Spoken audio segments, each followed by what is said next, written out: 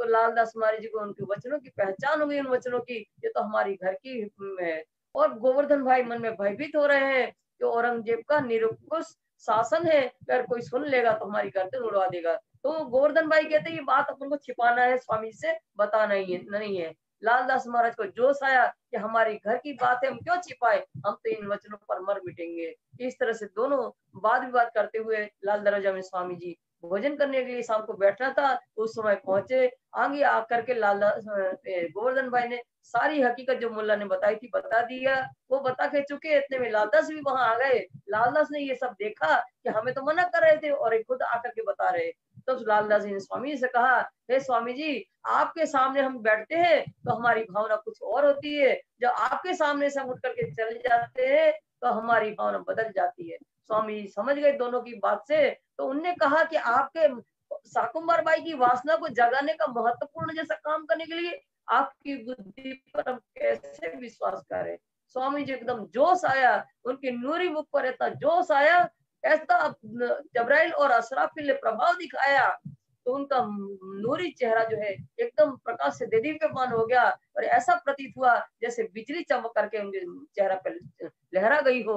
और जोश में उन्हें सारी वस्तुएं जो थी उनके पास, ईश्वरीय शक्तियां जो थी उनके पास, वो सारी जोश में बांट दिया। तो भीम भाई को हुक्म बुद्धि दे दिया, शेख बदर को हुक्म की शक्ति दिया, लालदास महाराज को कतेब कुरान ग्रंथ की सारी पूंजी के सिद्धांत की पूंजी दे दी बख्शिश में, तारतम दिया नवरंग स्वामी को। गोवर्धन भट्ट को कहा कि जाओ गुजरात सूरत की गादी संभालो, वहां की जागनी करो। भीम मुकुंद से कहा आप उदयपुर चले जाइए, वहां की जागनी का कार्य करें, और हम स्वयं जा रहे हैं अनूप शहर। स्वामी जी दूसरे दिन अनूप शहर गए। मार्ग में तबीयत खराब हुई, इनका दस्त लग गए इनको अनूप शहर पहुंचने। लालबाई इनकी हालत को देख करके धनी का सहारा लेकर के रोने लगी। स्वामी जी ने कहा अभी मेरी सुरता परमधाम नहीं लौटी है, जब लौटेगी तो हम आपको सूचित करेंगे। तो अब यहाँ क्या हो रहा है, परमात्मा की कृपा से अनूप शहर के अंदर जो कुरान का सार है वो सनंद वाणी का अवतरण हुआ, वो सनंद वाणी का अवतरण हुआ। अब ये क्या है, 30 सनंदे कर कलश का भाव लेकर के 11 से लेकर के 40 जो है प्रकरण ये सनंद वाणी है, और 1 से लेकर के 11 जो प्रकरण है वो कलश का है। तो कलश की बात जो है उसमें हिंदू के लिए है, और जो सनंद वाणी है जो कुरान का सार है, 30 सनंदे 30 कुरान के सिपारे हैं, तो ऐसा उनका सार उसमें है। अब स्वामी जी वचनों को देकर कहते हैं कि इन वचनों को देकर के शाकुंभर भाई की वासना पीछे नहीं हटेगी। और स्वामी जी ने आदेश दिया शेख बदल को कि ये पैगाम है धनी का, और उसको लेकर के तुम दिल्ली औरंगजेब बादशाह के पास पहुंचाओ।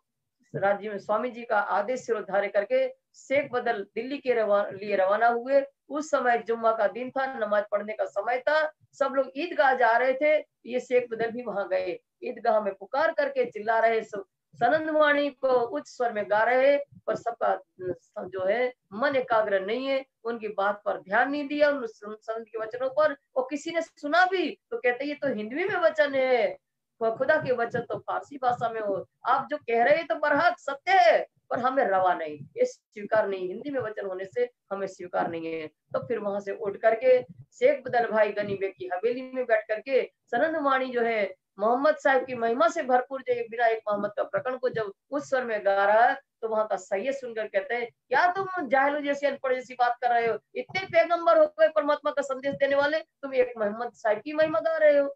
तो उनसे भी झगड़ा विवाद हुआ। इतने में 2-4 दिन में स्वामी जी भी वहां आ गए दिल्ली, और उन्होंने जानकारी चाही कि औरंगजेब बादशाह के पास पैगाम पहुंचाने का कार्य कहाँ तक चला। तो शेख बदल ने कहा मैंने बहुत पुकार लगाई धनी, पर ये मुसलमान भाई परमात्मा खुदा से विमुख हो रहे, ये अपना संदेश नहीं सुना।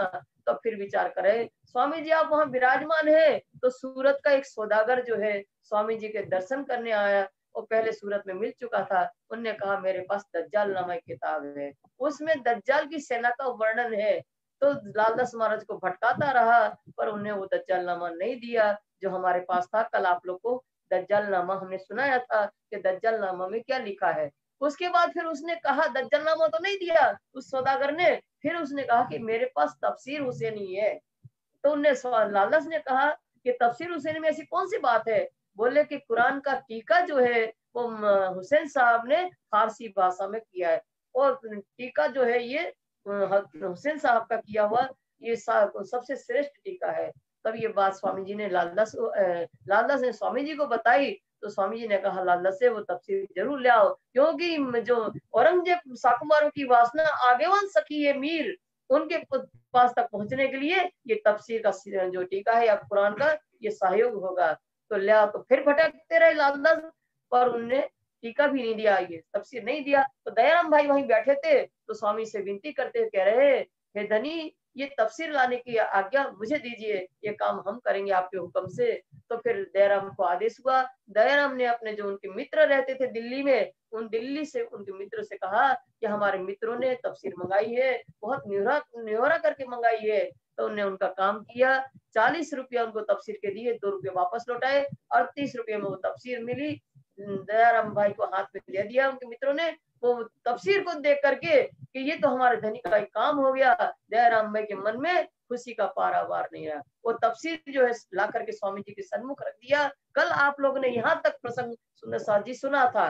अब वो तफसीर जो है स्वामी जी को देख करके तफसीर को देखा, कुरान का टीका को, तो धनी भाई खुशहाल हमारे प्रियतम उस तफसीर को देख कर बहुत प्रसन्न हो रहे हैं। बातें लगे करने आगे गुलाम लाल, बातें करने लगे आगे लाल गुलाम। स्वामी लालदास जी कहते हैं कि ये तफसीर के संबंध में मैं उनका गुलाम, मैं उनका सेवक हूँ। लालदास कह रहे हैं मेरे सामने तफसीर के संबंध में धनी बात कर रहे हैं। इन समय कायम के तफसीर तैयांगे। तो इस समय जो कायम मुल्ला था, जो फारसी भाषा का जानकार है, और फारसी भाषा के लिए ही उनको वेतन देकर के रखा गया था नौकरी के लिए। तो कायम मुल्ला जो है उसके हाथ में ये तफसीर देते हुए स्वामी जी ने कहा, देख इनके मायने हमको सुनाओ देख इनके मायने हमको सुनाओ ये। स्वामी जी उस तफसीर को देते हुए कायम मुल्ला से कहते हैं, हे कायम, इसके महत्वपूर्ण जो प्रसंग है कुरान के तफसीर के अंदर, उन महत्वपूर्ण प्रसंग को दे करके उनके रहस्य को स्पष्ट करते हुए हमें समझाइए। प्रथम इन्ना इंजुल्ला सूरत इन पड़ी जामे 3 तकरार। जामे 3 तकरार। जो कायम मुल्ला है, तो कुरान का वो टीका है, उसके अंदर इन्ना इंजुल्ला नाम की सूरत जब पढ़ी तो उसमें 3 तकरार, 3 तकरार, इन्ना इन्ना इंजुल्ला 3 तकरार माने 3 भाग।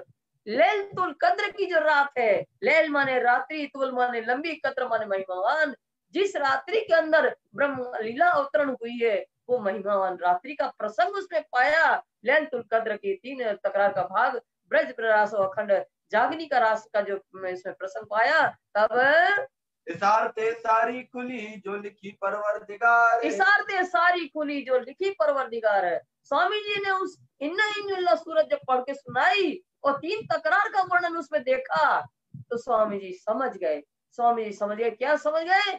इशारते सब खुली जो लिखी परवरदिगार। परवरदिगार पूर्ण ब्रह्म परमात्मा ने हमारे लिए कुरान के माध्यम से हमारा संदेश जो आया है, और वो संदेश कैसा आया? इशारतों में आया, संकेतों में आया है। अब ये प्रसंग खुल जाने से वो इशारते, वो रहस्य स्पष्ट समझ में आ रहे कि ये कुरान जो आई है इसमें सारी हकीकत हमारी लिखी है। हम ही थे ब्रजरास में हम तीसरे आए इत। हम ही थे ब्रजरास में हम तीसरे आए इत। जो इसमें इन्ना इंजुल्ला में लिखा है कुरान के अंदर, जो प्रसंग 3 तकरार का, तो हम ही तो थे। हम ही तो पहले ब्रज में आए थे और फिर हम रास में गए, और रास में फिर हम दोनों जगह जाने के बाद हमारी दुख देखने की इच्छा दूरी रह गई थी। तो तीसरे तकरार, लैलतुल तकरार के तीसरे भाग में हम ही तो आए हैं। ये तो वही बात है जो हमको कही देते। ये तो वही बात है हमको कही देते। स्वामी जी विचार कर रहे हैं उन प्रसंग को देख कर कि इंजुल्ला का, कि ये तो वही बात पैगाम लिखा है, यही तो वही बात तो कुरान में लिखी है जो हमको कही थी। तीत, तीत माने जब हम सदगुरु के चरणों में गए थे, देवचंद जी महाराज के चरणों में गए थे, तब उन्होंने कहा था, हे महाराज, हम सबसे पहले ब्रज में आए थे, फिर रास में गए थे, और हमारे दुख देखने की अधूरी इच्छा रह गई थी, तो तीसरे भाग में भी हम आए खेल देखने के लिए। तो जो बात हमें सदगुरु देवचंद जी महाराज ने पहली मुलाकात में कही थी, वही तो इस कुरान में लिखी है बात। इन्ना तेना सूरत पढ़ी मुल्ला ने जब कायम मुल्ला ने दूसरी सूरत इन्ना आते ना पढ़ करके सुनाई, तब क्या हुआ? जमुना ताल पाल की हकीकत पाई तब। हकीकत पाई तब। तो उसमें क्या था इन्ना आते ना में? जमुना ताल पाल की हकीकत पाई तब। हमारे घर की हकीकत जो संकेतों में लिखी है कुरान के अंदर, वो हकीकत पा गई कि रंगमहल के सामने हमारा घर जो है रहने का, उनके सामने पूर्व दिशा में जो जमुना है जी, उत्तर से दक्षिण दिशा की तरफ 9 लाख कोस में प्रभावित हो रही है, उसका वर्णन उसमें मिला। और ताल होज को सतलाव, रंगमहल के दक्षिणी दिशा में जो होज को सतलाव है, उसकी एक ही हीरे की पाल बनी है 1000 मंदिर चौड़ी, उसका वर्णन उसमें देखा। तब क्या हुआ, जब चोट लगी श्री राज को आया ऐसा हाल है। तब चोट लगी श्री राज को आया ऐसा हाल है। उनमें कुरान के अंदर हमारी हकीकत देख करके कि तो हमारी घर की सारी लीला उस पर धनी ने लिख करके भेजी, पूर्ण ब्रह्म परमात्मा ने संदेश के रूप में हमारा संदेश आया है। उनमें हमारी सारी हकीकत देख करके राजी महाराज को उन वचनों की चोट लगी। कुरान में जो वचन लिखे हमारे घर के, उन वचनों की जब चोट लगी तो उनको ऐसी भाव दशा हो गई, ऐसी भाव दशा हो गई, खुशी के कारण क्या हुआ, ना रही उठने की ताकत, हुए अति खुशाल, अति खुशाल, अत्यंत प्रसन्न हुए। और ऐसी भाव दशा हो गई, ऐसा हाल हो गया उनका, उठने में असमर्थ हो गए। 3 रोज लग सेज से उठ ना सके तब, 3 दिन तक सेज से नहीं उठे, खुशी के मारे इतनी खुशी हो गई, ऐसा उसी में चिंतन में लग गए वो खुशी कि जो हमारे सदगुरु तेजचंद जी महाराज कहते थे, वो कुरान में हमारे लिए संदेश, हमारे प्रियतम ने हमारे लिए भेजा संकेतों में, वो रहस्य हमारा घर की बात उसमें मिल गई। तो धनी को इतनी खुशी हुई कि 3 दिन तक सेज से खुशी के मारे नहीं उठे।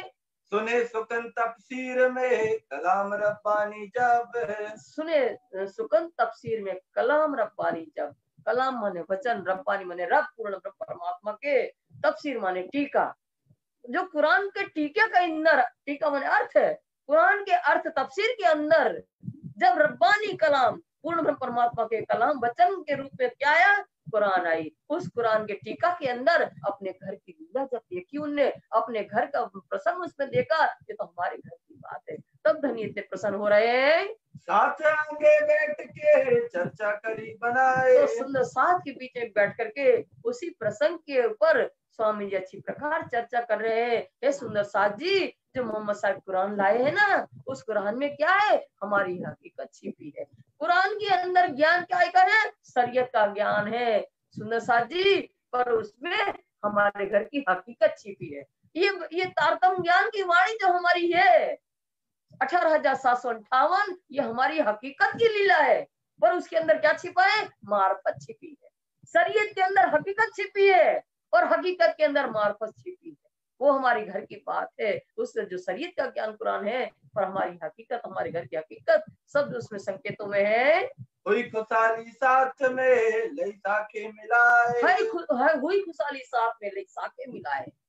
ये बात सुन करके कि कुरान के अंदर हमारे घर की सारी हकीकत लिखी है, प्रियतम परमात्मा ने हमारे आने से पहले मोहम्मद साहब के हाथ से हमारा पत्र भेज दिया, ये सुन करके प्रसन्न हो रहे सुंदर साहब। और लई साखे मिलाए, साखे माने साक्षियां, मिला लिया कौन सी साक्षी, जो हमारे सदगुरु धनी श्री देवचंद्र जी महाराज हमसे कहते थे चर्चा के अंतर्गत, हे सुंदर साहब जी, पहले तुम ब्रज में आए और फिर रास में आए और तीसरे ब्रह्मांड में भी तुम आए, वही तो बात कुरान में नंजुल में लिखी है। और स्वयं धनी आंखों देखा अहवाल का वर्णन कर रहे थे, सदगुरु देवचंद जी परम धाम को प्रत्यक्ष रूप में देख करके उसका वर्णन करते थे कि रंगमोहन घर हमारा 9-10वीं आकाशी का है, मानिक पहाड़ का वर्णन करते थे, जमुना जी का वर्णन करते थे, होज को तालाब का वर्णन करते, होज को तालाब की पाल का वर्णन करते थे, वही तो सब इसमें लिखा है, वही तो मोहम्मद साहब जो कुरान लाए, वही प्रसंग तो वो इसमें ले, दोनों की साक्षी है जो सदगुरु महाराज कहते थे और ये मोहम्मद साहब जो कुरान लाए हैं, उन दोनों में एक ही तो बात है जो हमारे धनी ने कही है। ये खुशाली अपनी पहुंचाई सब साथ, ये खुशहाली अपनी पहुंचाई सब साथ है। स्वामी जी कह रहे सुंदर साथ से, ये शुभ समाचार, एक खुशखबरी है कि हमारा संदेश मोहम्मद साहब जो कुरान लाए ना, वो हमारे घर की हकीकत लिखी है। ये शुभ समाचार जो है हमारे जो सुंदर साथ जहाँ तहाँ रह रहे उनको सब जगह भेजा जाए।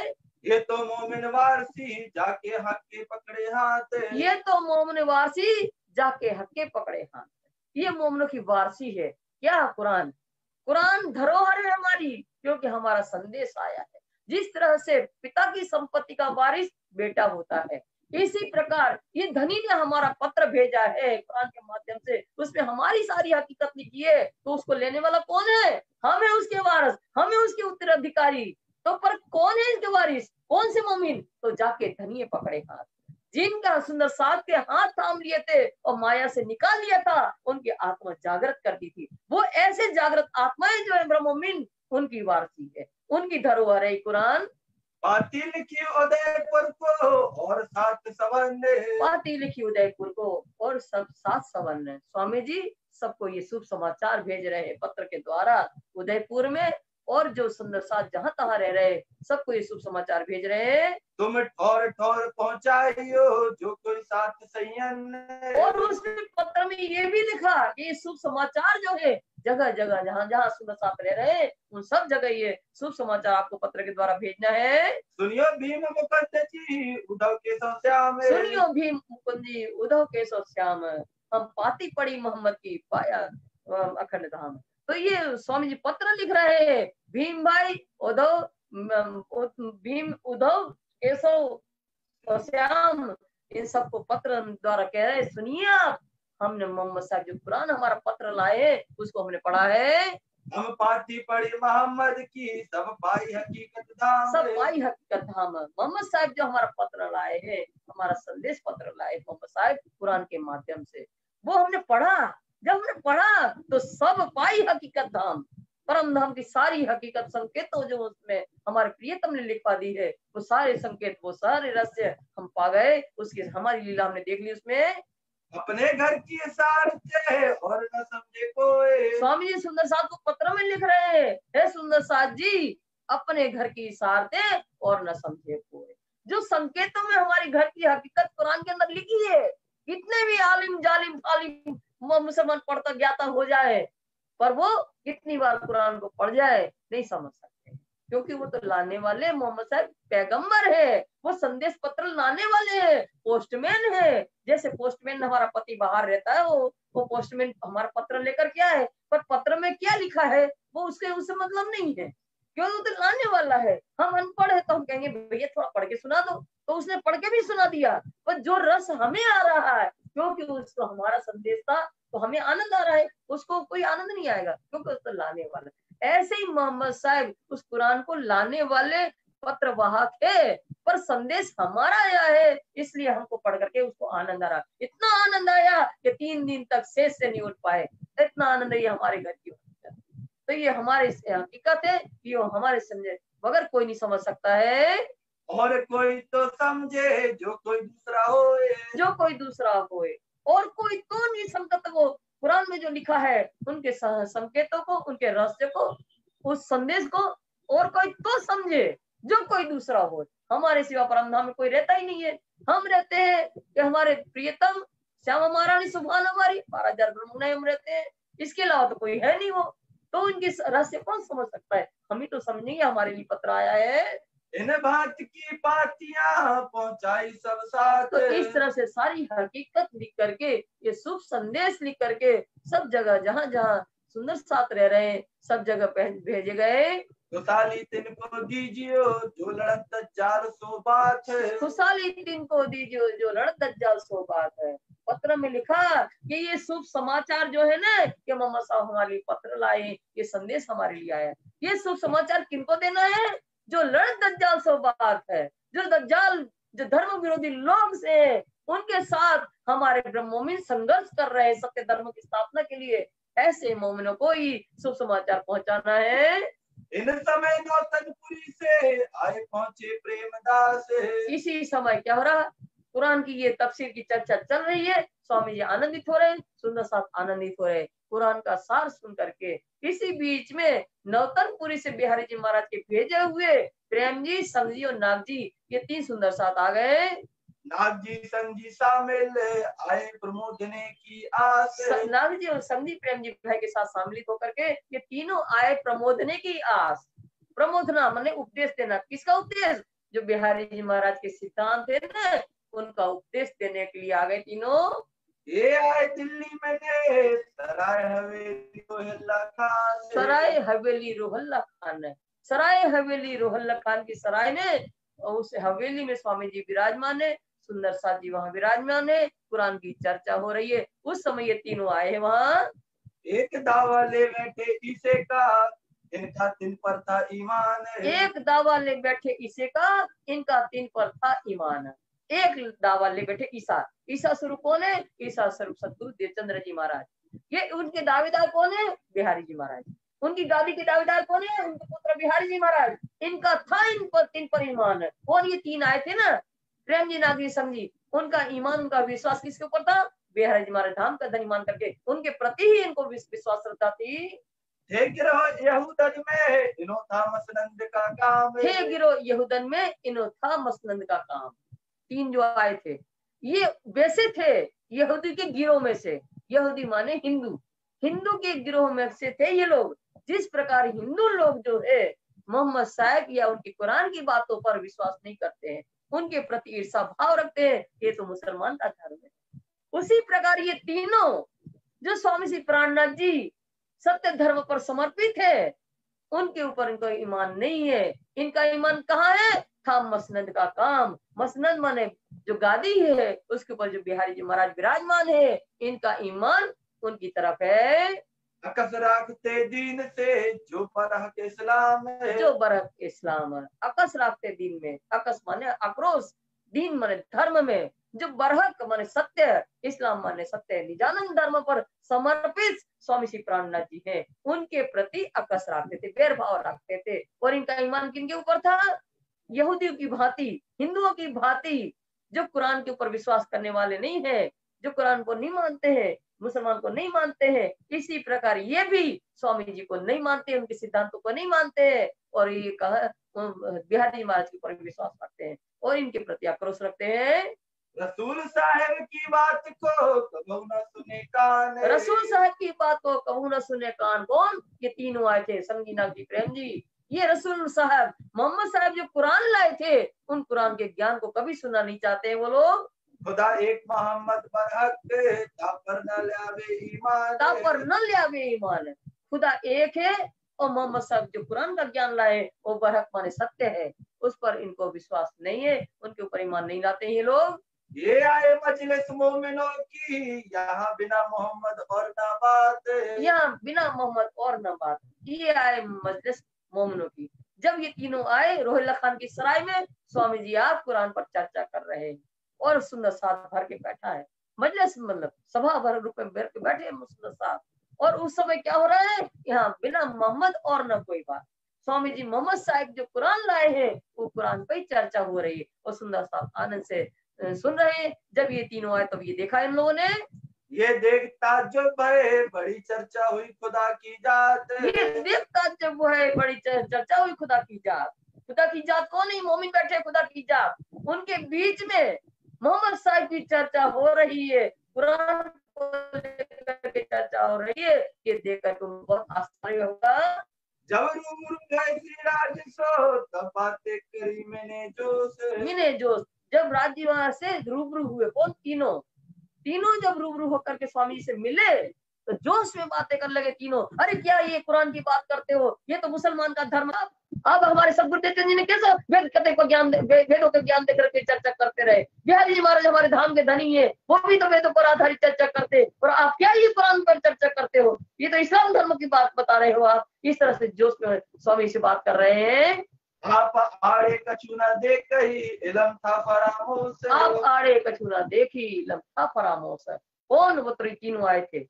आप आड़े, तीनों जो आप आड़े मैंने बिहारी जी महाराज के सिद्धांत के सामने और कुछ समझते ही नहीं थे। इलम था फरामोश। इलम माने ज्ञान की वास्तविकता की पहचान की नहीं कि कुरान में तो हमारी हकीकत लिखी है, ये तो हमारा पत्र आया है, ये तो उन्हें पहचान कुछ थी नहीं। जब चर्चा करी हजूर ने देवचंद जी की पहचान। जब चर्चा करी हजूर में देवचंद्र जी की पहचान, उन तीनों को बैठाना स्वामी जी ने पास में। सुनो हमारी बात। फिर देवचंद्र जी की पहचान बताए। जो सदगुरु देवचंद्र जी महाराज जो परमधाम का वर्णन करते थे ना, वही तो बात है कुरान में इन्ना अंजुला और इन्ना आतेना में लिखी है। जैसे देवचंद जी महाराज कहते थे कि हम ब्रज में आए थे, रास में आए थे और फिर जागने में आए, वही तो इसमें लिखी है। इस तरह से सब देवचंद जी महाराज के ज्ञान के, उनकी स्वरूप की पहचान जब उनको बैठा करवा रहे हैं, श्री मोहम्मद साहिब का रोशन किया ईमान है। और मोहम्मद साहिब का रोशन किया ईमान है। मोहम्मद साहिब जो कुरान लाए उनको बताया बिठा करके, जो देवचंद महाराज कहते थे ना, वो मोहम्मद साहिब जो कुरान लाए ना, वो कुरान में भी वही हकीकत लिखी है। वो भी उसमें भी नाते ना में परम धाम की बात लिखी है, ताल पाल जी की बात लिखी है, और इंजुल्ला में लैलतुल कद्र की बात लिखी है। तो इन्हें मोहम्मद साहब जो प्रति के पास देश भावना थी, तो उनके ऊपर विश्वास उनको ला दिया। जो बात कही मोहम्मद ने सोहिबुल्लाह कलाम है। जो बात कही मोहम्मद ने सोहिबुल्लाह कलाम, जो मोहम्मद साहब कुरान में कह रहे हैं, हमारा संदेश लाए मोहम्मद साहब कुरान के माध्यम से, जो जिसमें उसमें हम ब्रजरास जागने की बात है, लैलतुल कद्र की बात है, और परम धाम की जो बात है इन आतेना वगैरह में, वही तो सदगुरुदेव सिंह महाराज हम कहते थे कि हम ब्रज में आए थे, रास में आए थे, जागने में आए, और फिर वही तो परम धाम का वर्णन करके हम बता रहे थे। तो ये सारी बात वही है, कुरान में जो लिखा है सदगुरुदेव सिंह महाराज हम ज्ञान चर्चा करते थे, वो इसमें लिखी है। मिला दिखाए दोनों इन्हों को, ये हुआ दीन एक इस्लाम है। मिलाए दिखाए दोनों इनको, अब एक हुआ एक दिन इस्लाम। दोनों को एक करके जो सदगुरु देवचंद्र जी महाराज वेदों के द्वारा विद्या निष्कलंक का वाना है, वो सदगुरु महाराज बता रहे थे। और कत्तेब ग्रंथ के द्वारा कुरान के अंदर जो लिखा है आखिरुल जमा इमाम मेहदी की बात कुरान के अंदर लिखी है, वो सारी साक्ष्यों को मिला करके स्वामी जी ने एक करके बताया। तो एक दिन हुआ, क्या है, एक दिन इस्लाम, एक दिन इस्लाम, एक धर्म इस्लाम, सत्य सनातन धर्म निजानंद धर्म। यही है कि जब दोनों को मिला करके एक परमात्मा की पहचान करवा जाए, एक धर्म की स्थापना की जाए, वही सत्य धर्म है, वही निजानंद धर्म है। क्योंकि स्वामी श्री प्राणनाथ जी ने एक तरफा ज्ञान नहीं दिया कि एक तरफा ज्ञान दे करके, वेदों का ज्ञान दे करके वो हिंदू देवी देवताओं की महत्वता बता दे। तो फिर क्या रब्बे आलमीन कैसे हो सकता है? क्या मुस्लिम कत्ते मानने वालों का परमात्मा अलग है खुदा अल्लाह, और क्या हिंदू को पक्ष को मानने वाले उनकी परमात्मा अलग है? व्यक्ति विशेष का परमात्मा हो ही नहीं सकता है। मोहम्मदी प्राणनाथ ने दोनों को एक करके, वेद और कत्ते को एक करके, एक धर्म एक परमात्मा जो रब्बे आलमीन है उनकी पहचान करवाई। वही तो सत्य सनातन धर्म निजानंद धर्म है। जब ईसा मोहम्मद मिल गए कलमा और तारतम, जब मोहम्मद ईसा मिल गए कलमा और तारतम, जब ईसा स्वरूप सदगुरु देवचंद्र जी का ज्ञान, वेद का ज्ञान और मोहम्मद साहिब का कतेब का ज्ञान स्वामी श्री प्राणनाथ जी में एकाकार हो गया, तो फिर क्या हुआ? कलमा और तारतम में भेद नहीं रहा। जो कलमा कह रहा है 16 अक्षर का मंत्र ला इलाहा इल्लल्लाह मोहम्मद रसूलुल्लाह, अक्षर अक्षर अक्षरातीत की पहचान करवा रहा है, वही तो तारतम निज नाम श्री कृष्ण जी अनादि अक्षरातीत, अक्षर अक्षर अक्षरातीत पहचान, इनमें दोनों में फिर भेद नहीं रह गया। भागा दिल का कुफर जाग देखी आतम, भागा दिल का कुफर है जाग देखी आतम। किसका कुफर भागा? वो तीनों आए थे जो कुरान के प्रति विश्वास नहीं ला रहे थे, कुरान के प्रति ईसा और स्वामी जी के प्रति भी देश भावना थी उनके अंदर। तो इनकी आत्मा जब जागृत हुई इस तरह से ज्ञान चर्चा करके, तब इनके मन में जो कुफर भावना थी, द्वेष भावना थी मोहम्मद साहिब कुरान के प्रति और स्वामी जी के प्रति, वो सब दूर हो गई। सिराज ने बड़ा देखिया जो से, जब स्वामी जी इस तरह से एक परमात्मा की पहचान करवा रहे तो उन लोगों ने देखा कि स्वामी जी के अंदर कितना आवेश है, आवेश में भर करके स्वामी जी चर्चा कर रहे हैं। तब दीन यहूदन का सब हुआ फरामोश, तब दीन यहूदन का सब हुआ फरामोश। जो हिंदू जैसे भावना रखने वाले कि मुसलमान का धर्म मानते थे कुरान को, और मोहम्मद साहिब पर विश्वास नहीं करने वाले यहूदी की भांति ये जो तीन आए थे, उनका जो मन में भावना दुर्भावना थी वो फरामोश हो गई, वो भावना दुर्भावना मिट गई। तब अपनी जुबान सो बातें कहीं ईमान है, जब उनके अंदर से दुर्भावना हट गई तो अपने मुख से स्वयं कहने लगे, हे स्वामी जी हमें आपके प्रति पूर्ण विश्वास आ गया है। हम श्री देवचंद जी को इत दे भाई हमको पहचान, हमें आपके स्वरूप की पहचान हुए स्वामी जी। आपके हृदय में ही सदगुरु धनी श्री देवचंद जी विराजमान है। खुदा एक मोहम्मद पर हक है हमको रही न सकते। तो फिर वो तीनों अपने मुख से कहने लगे कि खुदा एक है, और मोहम्मद साहब जो ज्ञान लाए हैं कुरान का वो बरहक माने सत्य है, इनमें हमें कोई संदेह नहीं रह गया। सुनाई सनंदे कलश की ये तो है माफक, सुनाई सनंदे कलश की ये तो है माफक। जब स्वामी जी ने कलश का भाव लेकर के संदवाणी उन लोगों को सुनाई तीनों को, तब उन्होंने कहा ये तो है माफक मन यार अनुकूल है, सबके लिए अनुकूल है। क्यों सबके लिए अनुकूल है? क्योंकि हिंदुओं को समझाने के लिए कलश के अंदर 24 अवतारों का वर्णन है। कलश वाणी के अंदर क्या है? 24 अवतार को वर्णन आता है। तो उसमें लिखा है विजयन बुद्ध निष्कलंक अवतार को आना, भविष्यवाणी के रूप में कलश वाणी में सब लिखा है। तो हिंदुओं को हम समझाएंगे, हिंदू समझ जाएंगे कलश के माध्यम से, और मुसलमान को हमें जब समझाना होगा तो जो कुरान का सार सनद के अंदर है, इमाम मेहंदी को जाहिर होने की बात, वो सब जब उनको बताएंगे सनद वाणी के द्वारा तो उनको भी है। तो ये दोनों के लिए अनुकूल वाणी है। हम तो तहकीक किया तुम हो बीच इस्लाम, हम तो तहकीक किया तुम हो बीच इस्लाम। वो तीनों अपने मुख से कहने लगे हे स्वामी जी, हम तो तहकीक मैंने निश्चय किया कि आप ही सत्य धर्म पर समर्पित हो और सत्य धर्म के जागने का कार्य आपके ही द्वारा हो रहा है। तुम्हारी किताब का हम लिख पावे कलाम है, तुम्हारी किताब का हम लिख पावे कलाम है। तीनों अपने मुख से कहने लगे कि आपकी जो सनद वाणी है, जो दोनों के अनुकूल वाणी है, ऐसी वाणी को हम अपना सके और इसके संबंध में कुछ लिख सके। हम भी सब साथ को लिखेंगे सुकन्ने। अब हम भी सब साथ, तीनों को अपने मुख से स्वामी से कह रहे हैं कि हमारे पक्ष के जो सुंदर साथ है बिहारी जी को मानने वाले, उनको सबको हम पत्र लिखेंगे। हम अब लोग भूले थे है इतबात मोमिन, है इतबात मोमिन, हम अब लोग भूले थे। सुंदर साथ जी को पत्र में लिखेंगे अपने पक्ष वालों को कि साथ जी अभी तक हम भूले पड़े थे, हम बिहारी जी महाराज को धाम का धनी मानते थे। है बात इत मोमिन है। यहाँ तो बड़ी बात मोमिनों की है कि मोमिनों की जागने का काम तो वास्तविक में यही हो रहा है। सदगुरु देवचंद्र जी महाराज स्वामी श्री प्राणनाथ जी के हृदय में बैठे हैं। श्री धनी देवचंद जी को हम देखा है एक, हम देखा है तो हम पत्र में लिखेंगे हम सुंदर साहब को कि सदगुरु देवचंद्र जी स्वामी श्री प्राणनाथ जी के हृदय में बैठे हैं, उनसे ये धर्म का कार्य करवा रहे हैं। तुम ईमान ले आइयो जो कोई हो बेजित, जो कोई हो बेजित, सुंदर साहब को पत्र में लिखेंगे आप जहां भी हो कहीं भी आप स्वामी श्री प्राणनाथ जी महाराज जी पर पूर्ण ईमान लाना, वही हमारे धाम के धनी है। इन बात सब साथ को बाती लिखी बनाए। तो इस तरह से जो बिहारी जी महाराज पर विश्वास लाने वाले सुंदर साहब थे, उन सबको तीनों ने पत्र जगह जगह लिख दिए। सो पाती सब ठौरों को सब पहुंचा, सब जगह जहाँ जहाँ सुंदर साहब रहते थे उनको पत्र पहुंचा दिए गए। शेख बदल और नाग जी एक ठौर किए जब, अब स्वामी जी क्या करे, शेख बदल मुसलमान है और नाग जी और संग जी दोनों हिंदू है। इन तीनों को एक साथ में बैठाया, संग जी शामिल हो के धाम खिलाया तब, संग जी को भी शामिल किया। नाग जी और संग जी और शेख बदल मुसलमान है, ये दोनों हिंदू है। दोनों को बिठा करके ताम खिलाया, ताम माने खुराक, आत्मिक खुराक भी और शारीरिक खुराक भी खिलाई। तो हिंदू मुसलमान का जो भेद था वो मिट गया। ऊपर सारा दिल का भाग गई सब सक, ऊपर सारा दिल का भाग गई सब सक। दोनों मिलकर हिंदू मुसलमान को बैठा करके जब खवाया ना उनको, तो उनके अंदर कुफर था, हिंदू मुसलमान को लेकर के भेदभाव था, वो सारी संदेह अपने आप। एक तो आत्मिक खुराक भी दिया, आत्मिक खुराक के द्वारा ये सब रहस्य खोल दिए कि कुरान में हमारा ही संदेश है, तो उससे भी उनके मन में दुर्भावना थी वो मिट गई, और साथ में खिलाने से जारी खुराक, तो आज जो हिंदू मुसलमान का भेद मिट गया। एक दिन होए मिले ल्याए ईमान ऊपर हक, ल्याए ईमान ऊपर हक। स्वामी जी के ऊपर पूर्ण विश्वास था कि यही धाम के धनी है, और एक दिन एक धर्म होकर के कौन एक आत्म संबंध से मिले, शेख बदल भाई और ये दोनों नाग जी और संग जी एक भाव होकर के, ये तो हमारे परम धाम की अंगना है। इस तरह से आत्म संबंध होकर के मिले।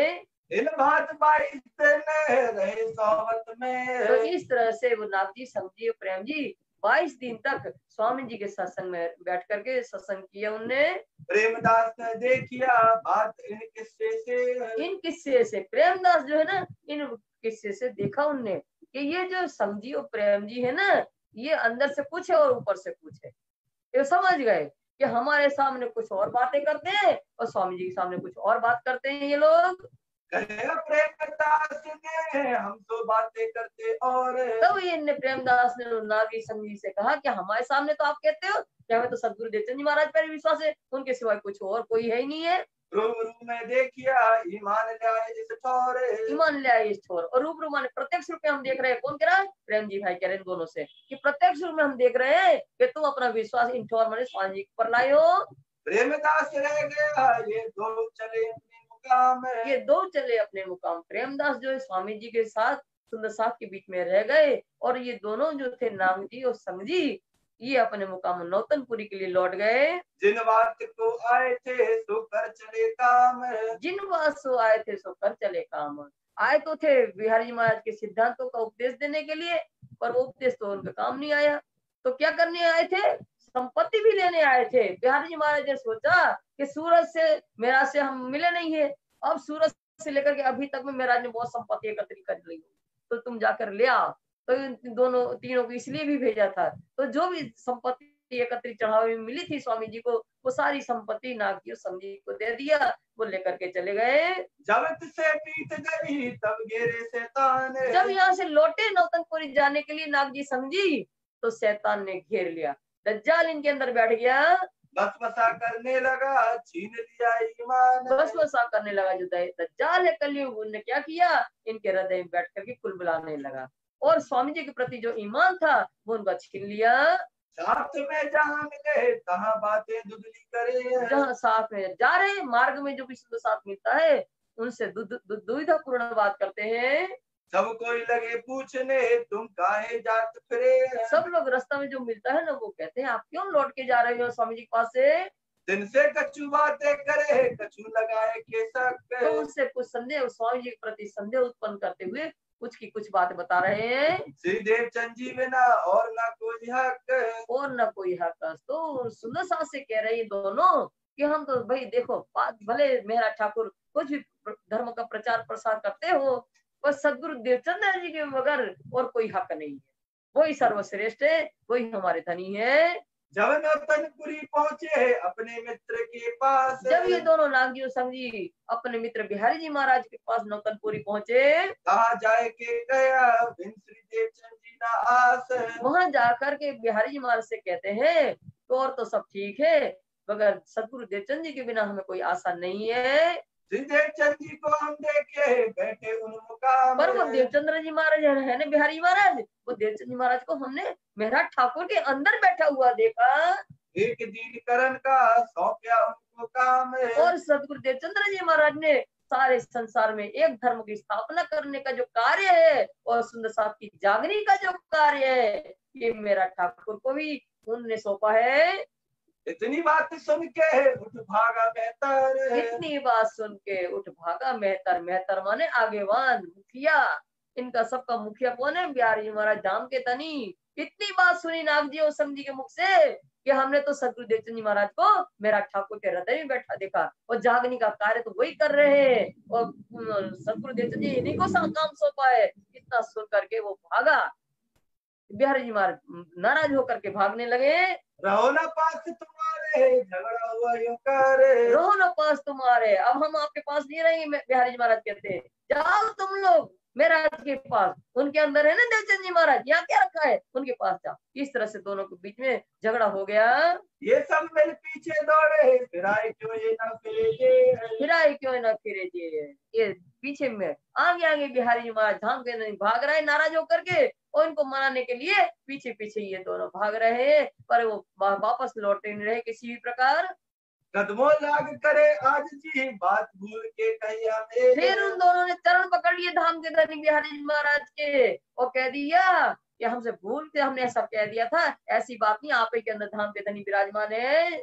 वे क्यों ये कर माने नहीं, जाए बैठे एक ठोर। और उनके समझाने पर भी बिहारी जी महाराज नहीं मान रहे, और एक स्थान में जाकर के एकांत में अब बैठ गए, वहां जाकर के नाराज होकर के। समझाए समझे नहीं बात न सुने, और वो सब किसी भी प्रकार कोई किसी के भी समझाने में समझ नहीं रहे बिहारी जी महाराज, और किसी की बातों भी सुनना नहीं चाहते हैं। 3 दिन तहारे बात कहूं न सुने कान। 3 दिन तक वहाँ बिहारी जी महाराज एकांत में बैठे रहे, और किसी की बात सुनना नहीं चाहते हैं। बड़ा दुख भया साथ में सुन के बात ईमान। सुन के बात ईमान, बड़ा दुख हुआ साथ में। सुंदर साथ के अंदर सुंदर साथ दुखी हो रहे हैं कि हमारे धाम के धनी हमारे बिहारी जी महाराज के ऊपर हमने अविश्वास किया, हमारे अविश्वास करने पर हमारे धाम के धनी हमारे कारण दुखी हो रहे हैं। तो उनके दुख को देख करके सुंदर साथ दुखी हो रहे हैं। ये सब ज्यों त्यों करके लाए अपने घर। तो अब क्या हुआ, जैसे तैसे समझा बुझा करके सुंदर साथ धाम के धनी बिहारी जी महाराज को अपने घर ले आए वापस। बातें जो इस्लाम की यूं उठी दिल ऊपर। बातें जो इस्लाम की है, उठी दिलों पर। कौन? इस्लाम सत्य धर्म पर समर्पित जो स्वामी श्री प्राणनाथ जी है, उनके प्रति जो ईमान आ गया था, वो ईमान जहाँ का था तब गया। फिर ठोर ठोर पाती लिखी अपने फिरे की है। अपने फिरे किया ठोर ठोर। पहले उनके पक्ष के जो लोग सुंदर साहब को पत्र लिखा था ना कि धाम के धनी महाराज ठाकुर है, इन पर ईमान लाना अभी तक हम भूले थे। अब अपने विचारों में परिवर्तन आया कि उनके ऊपर ईमान नहीं लाना है, मेरा ठाकुर के ऊपर, हमारे धाम धनी तो बिहारी जी महाराज जी है। तो अपने विचारों में परिवर्तन की पत्र जगह जगह लिख रहे हैं। मत कोई लाइयो ईमान तरफ श्री जी साहब जी के ऊपर ईमान नहीं लाना है, हमारा ईमान बिहारी जी महाराज के ऊपर है, वही ठीक है। ये किस्सा इसका कहा जो आया बीच दरमियान। ये किस्सा इसका कहा जो आया बीच दरमियान है।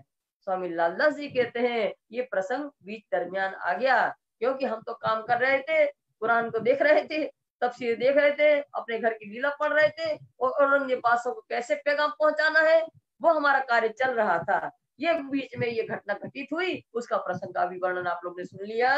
अब कहो ये बीतक जो लड़ाई सुल्तान है। अब कहूँ बीतक, बीतक मैंने व्रतान। अब वो व्रतान स्वामी लालदास जी कहते हैं, बता रहे हैं कि औरंगजेब बादशाह से किस प्रकार धर्म संघर्ष होना है, उन तक कैसे पैगाम पहुंचाया जाए, वो प्रसंग को आप सुनेंगे। श्री मोहम्मद कहे सुनो साथ जी जो तुम में बीतक। जो तुम में बीतक। श्री मोहम्मद ईश्वर स्वामी लालदास जी कहते हैं सुंदर साथ जी, जो तुम में बीतक, अभी तक जो है सुंदर साथ जी आपके साथ में जो घटना घटित हो रही है, वो लिखी लो महफूज में तुम्हारे ताले हक। तुम्हारे ताले हक है, तुम्हारे भाग्य में जो लिखा है उसके अनुसार ये घटना घटित हो रही है। वो पर परमात्मा ने पहले ही से ही भविष्यवाणी के रूप में भविष्य पटल जो है लोह महफूज उससे पहले से लिखा हुआ है, उसी के अनुसार ये कार्य हो रहा है। रोहिला खान की सराय में बैठ गया बेचारे। अब रोहिला खान की सराय में बैठे हैं विराजमान धनी, और वहां बैठ करके विचार कर रहे हैं सुंदर साथ के बीच में बैठ करके कि औरंगजेब बादशाह को पैगाम पहुंचाने का काम कैसे करना है। हमको अब क्या करना हुक्म परवरदिगार। परमात्मा की आज्ञा से औरंगजेब बादशाह को पैगाम पहुंचाने के लिए सुंदर साथ जी अब हमें क्या करना है। घरों रजवी खान के फिरे दिन 10-20 दिन तक घरों रिजवी, रिजवी खान कौन है?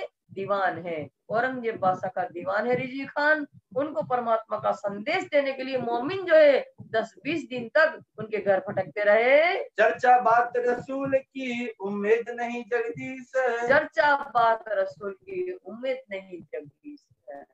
अब मोमिन सुंदर साथ रिजवी खान के यहाँ चर्चा करते हैं ना, तो चर्चा किसकी करते हैं? चर्चा बात रसूल की। रसूल मोहम्मद जो कुरान लाए हैं उन कुरान की ही चर्चा हो रही है।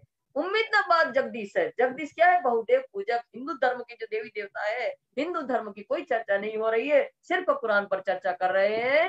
शेख निजाम के घरों फिरत रहे मास एक महीना। शेख निजाम कौन है? औरंगजेब बादशाह के उस्ताद है, दरबार का उस्ताद है शेख निजाम। उनके घर में भी स्वामी जी का परमात्मा का संदेश देने के लिए मोमिन सुंदर साथ 1 महीना तक भटकते रहे। बाता को उतारने कह दिखाई अनेक।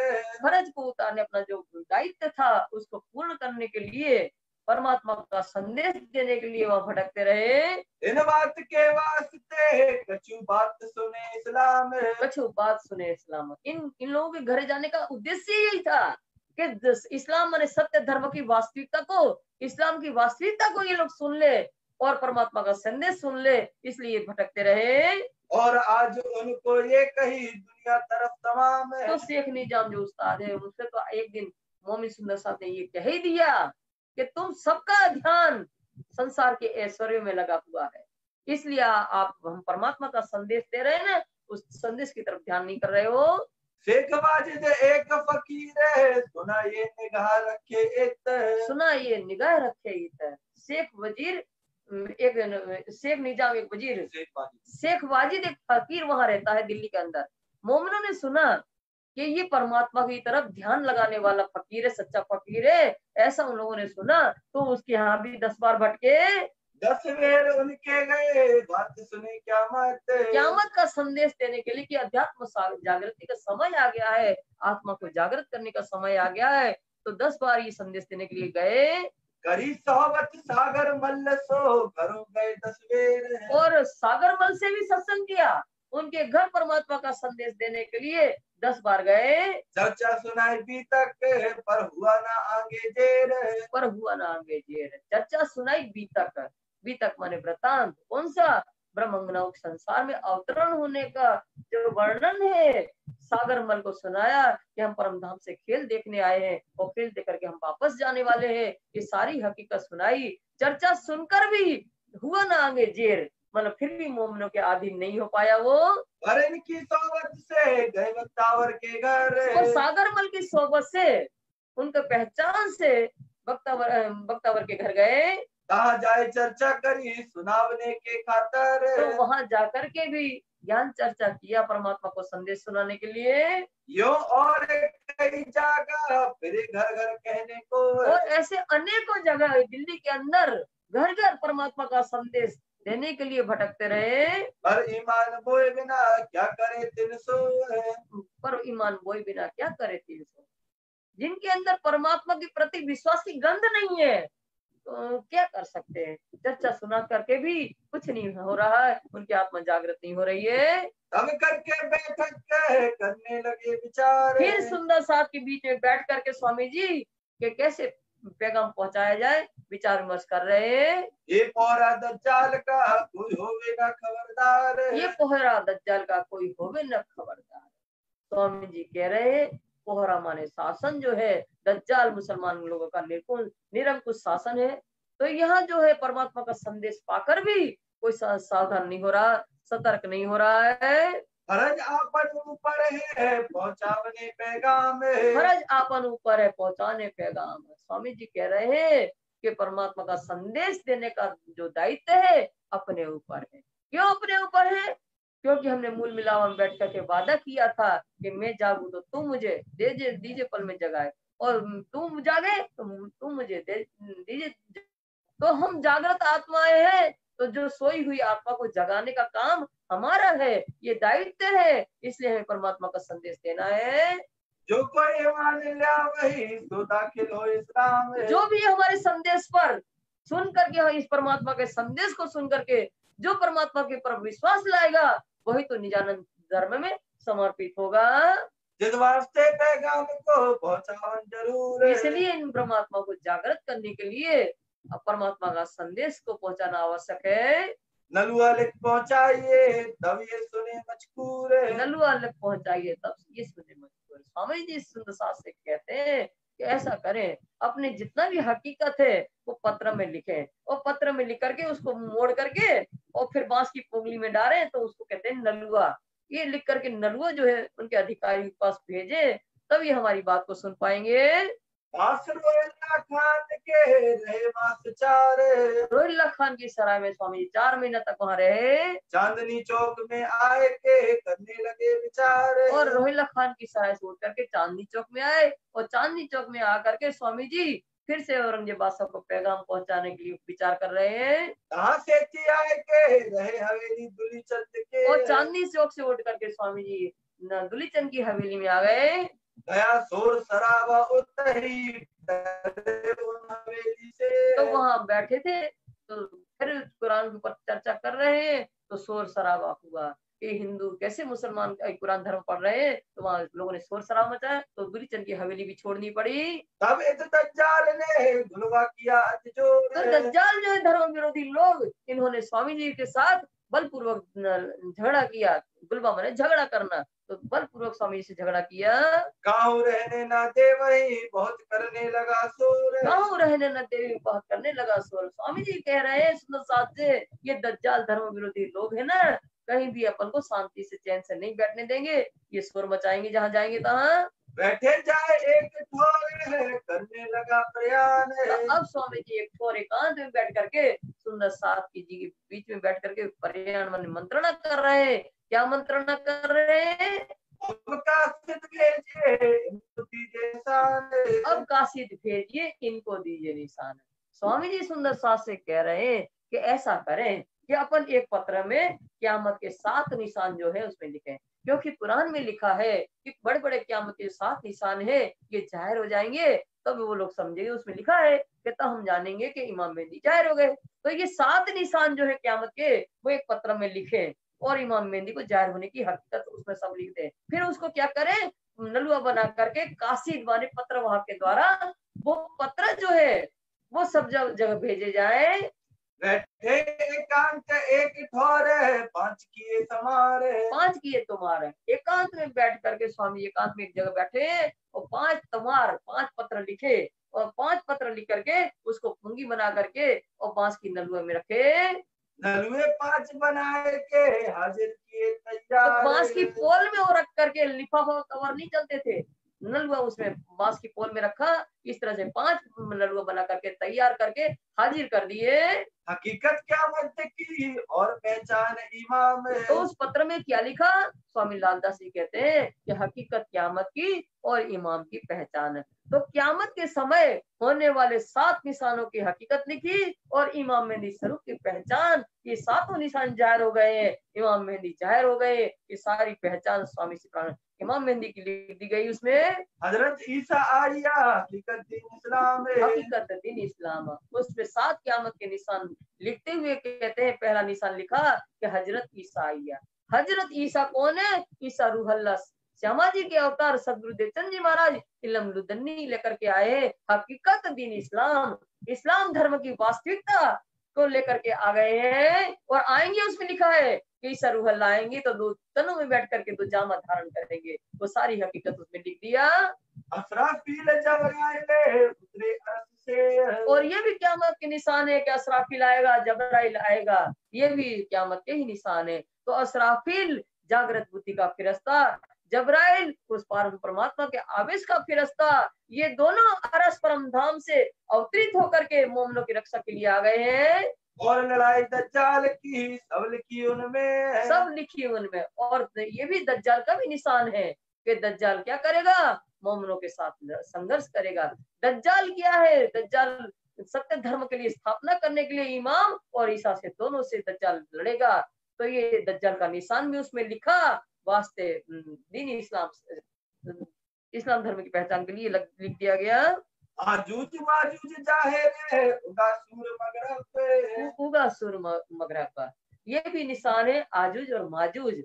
आजूज दिन है, माजूज रात है, ये मनुष्य के काल स्वरूप है। ये आजूज और माजूज दिन और रात क्या करते हैं, मनुष्य के आयु को चाटते हैं। ये काल चक्र जो दोनों ये भी जाहिर हो गए हैं आजूज माजूज के रूप में। और उगा मगरब सूरज है। सुंदर साथ जी, हम 7 क़यामत के निशानों का विस्तार से वर्णन कर चुके हैं पहले। तो ये आज उगा मगरब सूरज, मगरब माने पश्चिम दिशा से जब सूर्य उदय होगा, जब क़यामत होगी, उसमें लिखा है कुरान में। तो मगरब से माने पश्चिम दिशा से अज्ञानता का सूर्य जो शोर शराब उससे ढका हुआ था, उससे प्रकाश नहीं, बिना प्रकाश का जो सूर्य है उदय हो चुका है। पश्चिम से सूर्य उदय हो गया, उसकी रोशनी को तुम नहीं देख सके, इसलिए तुम्हारे लिए अंधकारमय है। उसका ज्ञान हिंदुस्तान में आ गया है। दावा हुई जाएगा ये सब लिखी सवाब है। और ये भी निशान है दावतुल अर्ज, जानवर ऐसा होगा, ये मनुष्य ही पशु वृत्ति का मनुष्य दावतुल के समान है, वो भी जाहिर हो गया। दावा उसी जाहिर हो रहा है, ये सब लिखे सबब है। ये जानकारी आपको परमात्मा का संदेश देने के लिए, ये इमाम मेहदी की पहचान करवाने के लिए ये 7 तो क़यामत के निशान लिखे जा रहे हैं। रसूले करी सरत, राह सरातल मुस्तकीम, परमात्मा को प्राप्त करने का मार्ग कैसा है, सच्चा सीधा मार्ग, किसी को कहते हैं राह सरातल मुस्तकीम। और रसूले करी सरत, रसूल मोहम्मद साहब ने वादा किया था कि इमाम मेहदी आएंगे तो उनके साथ हम भी आएंगे, तो वो भी आ गए हैं। जो सवे आए मिले फरदा रोज क़यामत, तो उन्होंने कहा था क़यामत के समय हम आएंगे, तो फरदा रोज अर्थात कल के दिन क़यामत होने वाली, दिन के दिन फरदा रोज का क़यामत के दिन क्या होता है, कल के दिन होने वाली क़यामत। तो उस समय इमाम मेहदी स्वामी प्राणनाथ जी के अंदर मोहम्मद साहब रसूल भी आ गए हैं। इन बात की हकीकत ये होए एक दिन इस्लाम, ये होए एक दिन इस्लाम। इस तरह की सारी हकीकत उन पत्रों नलुआ पत्र में लिख दिया, जिससे क्या होगा, सारे संसार में एक परमात्मा की पहचान, एक दिन एक धर्म हो जाएगा। वो सत्य सनातन धर्म कौन है? निजानंद धर्म है। वो सारे संसार में जाहिर हो जाएगा। इनसे टीका पर गिरे रखे रब्बानी कलाम, रखे रब्बानी कलाम। उस पत्र में क्या लिखा है? रब्बानी कलाम, रब पूर्ण परमात्मा के कलाम वचन कुरान जो है, उनके वचनों के आधार से तो एक प्रश्न बनाए हैं। और इन वचनों से जो अविश्वास करेगा, अस्वीकार करेगा, वही तो बेशक काफिर है। कुरान हदीसों की साहिती देखे लिखे बनाए। और ये पत्र कैसा लिखा है? कुरान और हदीसों की साक्षी देकर। कुरान आवेश की वाणी है, हदीस होश की वाणी है। कुरान और हदीसों की साक्षी देकर के ये पत्र तैयार किया गया है। वास्ते फर्ज उतारने ये पहुंचाओ जाए, ये पहुंचाओ जाए। स्वामी जी सुंदर साथ मम्मी को आदेश दे रहे हैं कि ये पैगाम सब जगह पहुंचा करके अपना कर्तव्य को पूरा करो। कांजी को कासिद करे नलुए दिए हाथ, तो कांजी भाई को पत्रवाहक बनाया और पत्रवाहक बनाने का कार्य सौंप करके, और ये नलुए जो 5 थे, 5 अधिकारी के, उनको दे दिए गए। और शामिल किए रहियो इनके साथ। कोई सुंदर साथ को, केतेक सुंदर साथ को कांजी भाई के सहयोग के लिए उनके साथ शामिल किए। एक नलुआ शेख इस्लाम और दूजा रजवी खान। एक शेख इस्लाम औरंगजेब बादशाह के यहाँ का काजी है, और दूसरा रिजवी खान वहाँ का दीवान है, उनके नाम से दिया।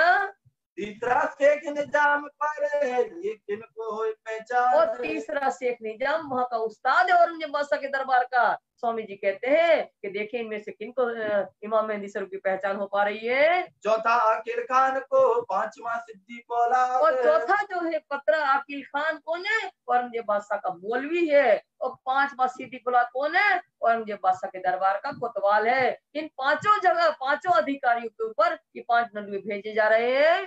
खबर करो तुम इनको लिखी तुम्हारी बुनियाद। स्वामी जी कांजी भाई से कह रहे हैं इनको नलुआ के माध्यम से ये पैगाम दो कि इस नलुआ के अंदर तुम्हारी बुनियाद लिखी है, तुम्हारे कुरान के ही मूल सिद्धांत इसके अंदर लिखे हुए हैं।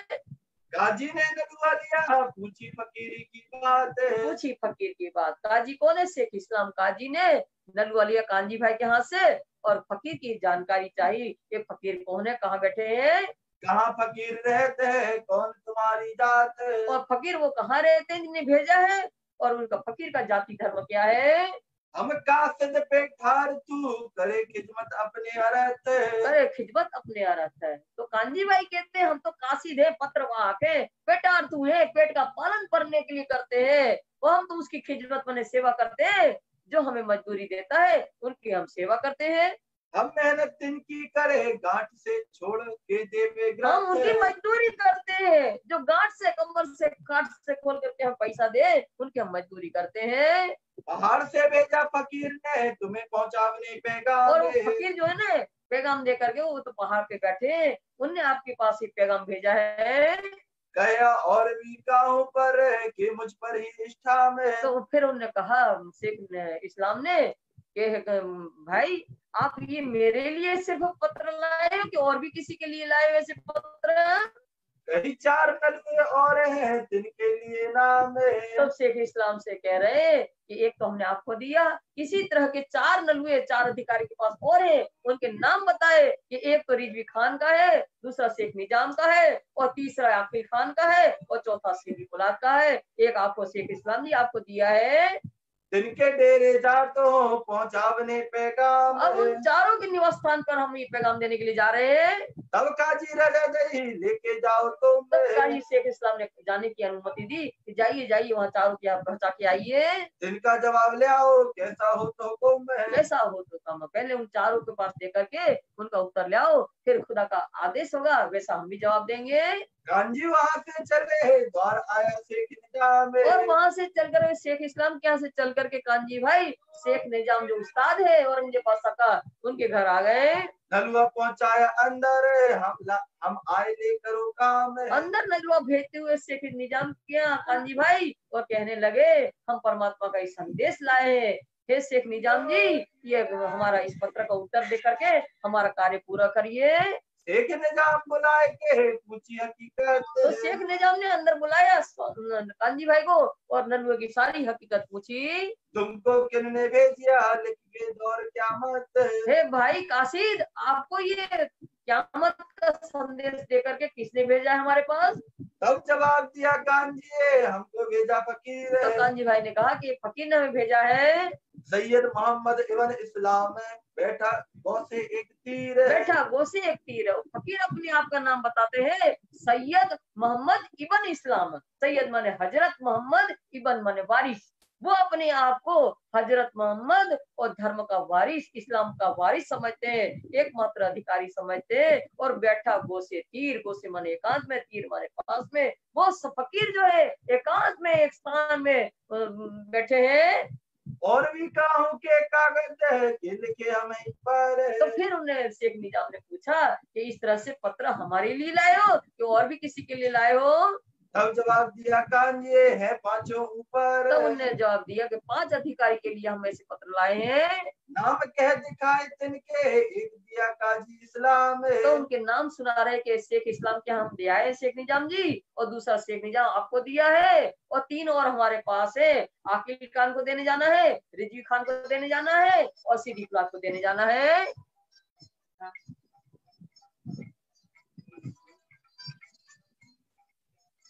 नाम कह दिखाए तिनके एक दिया काजी इस्लाम। दे दिया हमने। अब मैं जात और घरों पहुंचाने पैगाम है। शेख निजाम जी, हम और स्थान पर जा रहे हैं, जो 3 बाकी रहे उनके देने के लिए जा रहे हैं। तब शेख निजाम ने दिया ये जवाब। तो शेख निजाम ने कहने लगे पहुंचाओ सिताबी तिनको मिल विदा करे सिताब। तो शीघ्र ही आप जाइए, उन तीनों के घर दे करके आइए, हम सब मिल करके आपको उत्तर देकर के विदा करेंगे। गया आकिर खान के यहाँ उनको उन किया इनकार। तो अब कांजी भाई, आकिल खान जो मौलवी है, औरंगजेब बादशाह के यहाँ का मौलवी आकिल खान, उन्हें पत्र लेने से इनकार कर दिया। ना मेरा नाम नलुए पर हुआ ना खबरदार। हुआ ना खबरदार। वो आकिल खान जो मौलवी है ना, उसने कहा कि इस नलुआ पत्र पे तो मेरा नाम लिखा ही नहीं है, तो इसलिए हम नहीं लेंगे इसको। तो हुआ ना खबरदार, परमात्मा का संदेश पा करके भी वो खबर सावधान नहीं हुआ। फिर दिया नलुए को लिखी लानत जिन ने उसने परमात्मा का संदेश पा करके भी परमात्मा के संदेश को लौटा दिया। ऐसे लोगों को कुरान में लानत लिखी है, फटकार लिखी है ऐसे लोगों के लिए। वास्ते बहुत पढ़े के मोहर लिखी कानन। वास्ते बहुत पढ़े के मोहर लिखी कानन। इनको ऐसे लोग जो मौलवी वगैरह क्या है, बहुत पढ़े लिखे रहते हैं, इनको पढ़े लिखे होने का गुमान है। गुमान होने के कारण इनके कानों में कुरान में लिखा है, मोहर लगी है, ये सत्य वस्तु नहीं सुन सकते। गया रिजवी खान के नलुआ दिया हाथ। तो रिजवी खान जो वहाँ का दीवान है, उनके पास कांजी भाई गए और उनको नलुआ पत्र दिया। उन्होंने खबर पूछी तिनकी कहते नलुए तेरे साथ। तो उनने भी इस जानकारी चाही नलुए की कि ऐसे नलुए तुम कितने लाए थे अपने साथ में। तब कांजी भाई ने कहा पहुंचाए 4 पैगाम। तो उन्होंने कहा है रिजवी खान जी, तुम्हारे सहित हम 4 नलुए पहुंचाए हैं, एक सीधी फुलाद का बाकी रह गया है। रहा एक सिद्धि फौलाद का जाता हूँ तिष्ठा। और सीधी फुलाद को तौल के हम जाएंगे। तब जवाब इन्होंने दिया पहुंचाओ के आओ तुम। तब उन्होंने कहा रिजवी खान ने कि पहले तुम सीधी फुलाद को दे करके आओ, हम भी जवाब देंगे जैसा हो गया हुक्म। जैसा खुदा का हुक्म होगा वैसा हम भी पत्र का जवाब देंगे। वहां से चल के फौलाद के घर। और वहां से रिजवी खान के घर से चल करके कांजी भाई सीधी फुलाद को तौल के यहाँ आए।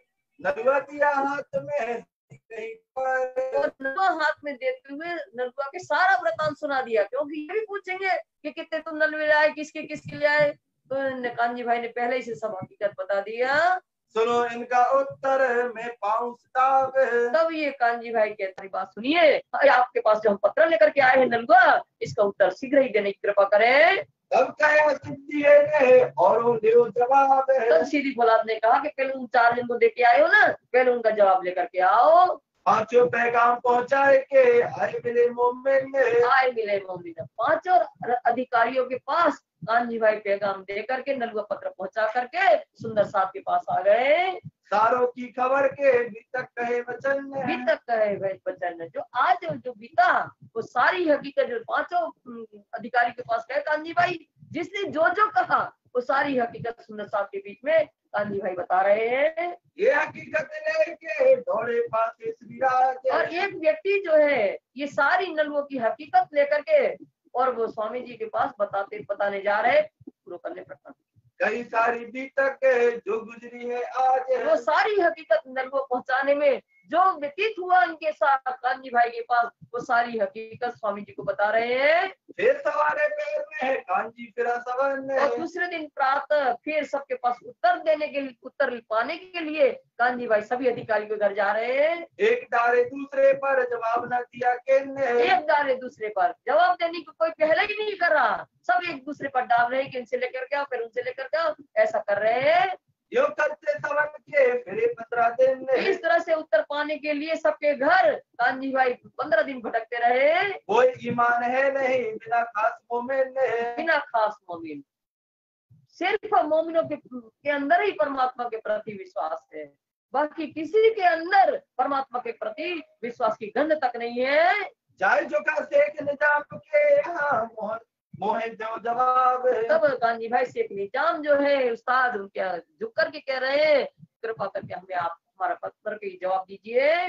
तब जवाब इन्होंने दिया ये काम नहीं सिताब। तब शेख निजाम कहता है ये शीघ्रता से देने वाला जवाब, ऐसा पत्र नहीं आपका कि हम जल्दी से जवाब दे दें। ये तो इमामत का दावा था जाने तुम, ये तो इमामत का दावा लाए तुम। शेख निजाम कह रहे हैं कांजी भाई से, इमामत माने नेतृत्व, तुम तो धर्म का नेतृत्व का दावा लेकर के आए हो, ये ऐसा महत्वपूर्ण पत्र है, इसको हम जल्दी से कैसे जवाब दे दें। ये तो काम सुल्तान का, क्या जवाब देंगे हम। ये तो सुल्तान का काम है, बादशाह इसका जवाब दे सकते हैं, हम क्या इसका जवाब देंगे।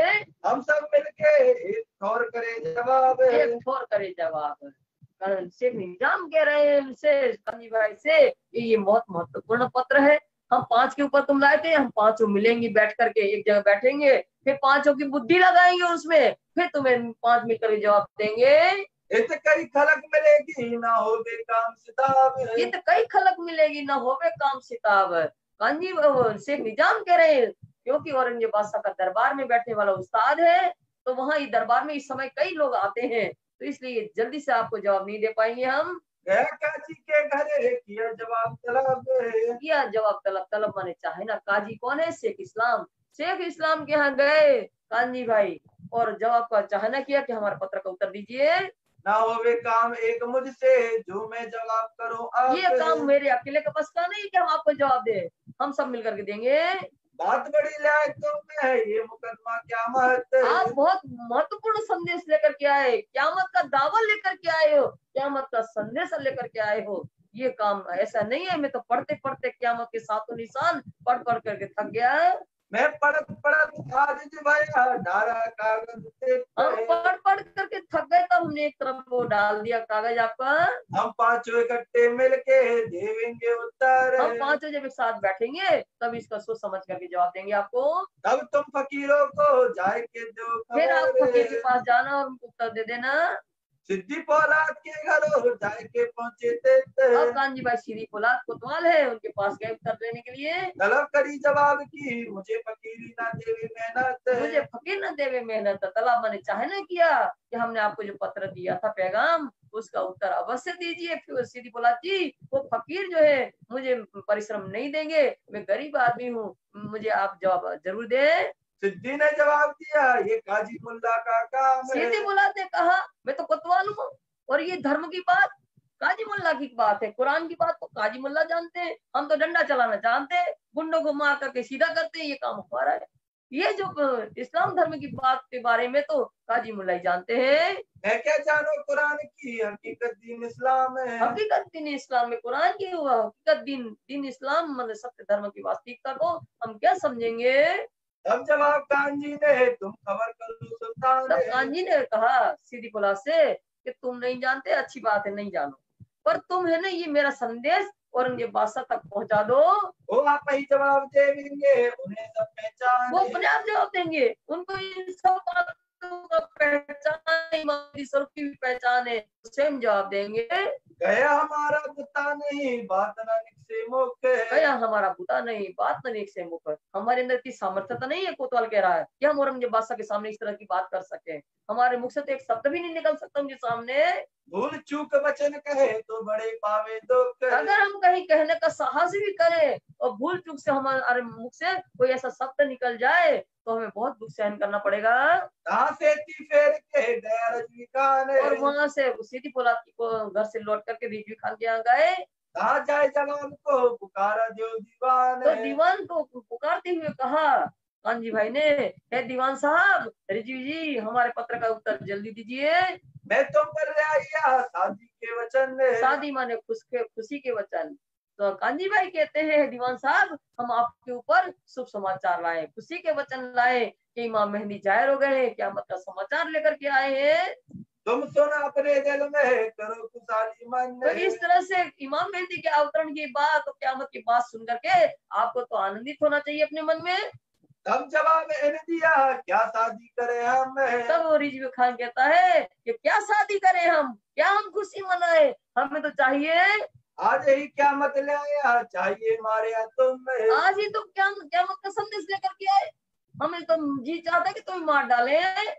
अजू हमारे दिल में रहे दुनिया की उम्मीद। अभी तो हमारे मन में मायावी संसार के सुख भोगने की बहुत चाहना है। जोरू लड़के घर की छूट जात सब कैद। सब छूट जात कैद। तुम्हारा संदेश हम मान लेना, स्वीकार कर ले कि क़यामत का संदेश स्वीकार कर ले, तो जोरू पत्नी बच्चे हमारे परिवार का सारे बंधन हमारे छूट जाएंगे। हम कछु कहते हैं लिख दो दोकर में। तो फिर कानजी भाई कहते हैं, हे रिजवी खान जी, हे दीवान साहब, हम यही तो कहते हैं, यही तो ही वचन लिख दो तो हम जाकर के फकीर के पास दे देंगे। तो हम जाए फकीर पे रुजू हो से। तो रुजू हो तो इनसे रुजू माने मुक्त होना, यही आप लिख दो तो हम फकीर को उत्तर दे देंगे और उनसे अपना मेहनता प्राप्त करके और उनसे मुक्त पा जाएंगे। ये बात पाचन की नहीं अकेला मेरा काम। तो रिजवी खान कहते हैं ये उत्तर देना मेरे अकेले बस की बात नहीं है, पांचों की बात है, पांच मिल करके हम जवाब देंगे। ये बड़ा मुकदमा काम दीन इस्लाम है। ये तो इस्लाम सत्य धर्म का बहुत बड़ा मुकदमा दावत लेकर के तुम आए हो क़यामत का। इन भात आजिज होए के आया पास श्रीराज। तो इस तरह से आजीज होके लाचार होकर के निराश होकर के कानजी भाई लौट करके स्वामी जी के पास आ गए। जवाब कोई ना दे वही बहुत मेरा इनकाज। तो स्वामी जी से कानजी भाई कह रहे हैं तो स्वामी जी ये धनी में बहुत भटका, 15 दिन तक भटक रहा, किसी ने भी इन बातों का उत्तर नहीं दिया है। श्री मोहम्मद का ये नलुए की बीता। श्री मोहम्मद ईश्वर स्वामी लालदास जी कहते हैं सुंदर जी ये नलुआ का वृतांत अभी आप लोग ने सुना। अब कहो आगे परयान की कहो सो हकीकत। अब कहो आगे परयान की, अब जो मंत्रणा होना है बाद में बैठ करके वो मंत्रणा स्वामी जी सुंदर के बीच में करेंगे, उसकी हकीकत स्वामी लालदास जी कहे कल कही जाएगी। कहो सो हकीकत, कहो सो हकीकत। श्री मामती कहे सुनो मोमिनो। श्री मामती कहे सुनो मोमिनो। ये नलुओं की बीता कहे, ये नलुओं की बीता कहे। अब कहो आगे परयान की। अब कहो आगे परयान की। कहो सो हकीकत, कहो सो हकीकत। कहो सो हकीकत। कहो सो हकीकत। लो श्री प्राणनाथ प्यारे की जय, श्री धाम के